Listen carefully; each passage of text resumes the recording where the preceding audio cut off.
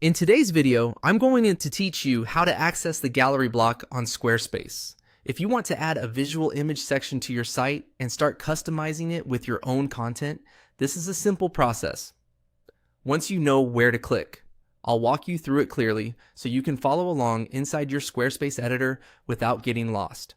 To begin, go to the page or area of your website where you want to place the gallery. Once you're in editing mode, look for the option that says ADD section and click on it.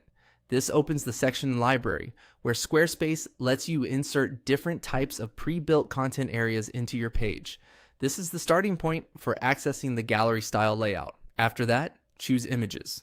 This category is where Squarespace groups templates that are focused on visual content. If your goal is to display multiple photos or create a more image-driven section, this is the right place to go. Selecting images helps narrow down the available options so you can find a gallery-related layout more quickly. Next, select a template. Squarespace will usually show you several image-based designs, and each one may present visuals a little differently. Pick the one that best matches the style you want for your page. Don't worry too much about making the perfect choice right away, because the main goal here is to access the gallery area so you can begin editing it. Once the template has been added to the page, click on Edit Gallery. This is the key step that opens the gallery content settings.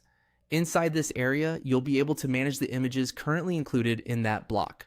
If you don't see the option immediately, make sure you've selected the image section itself and not another part of the page.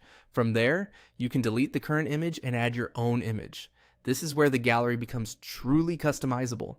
Remove any placeholder content that came with the template, then upload the images you actually want to use. As you do this, try to use clear, high-quality visuals so your gallery looks polished and professional.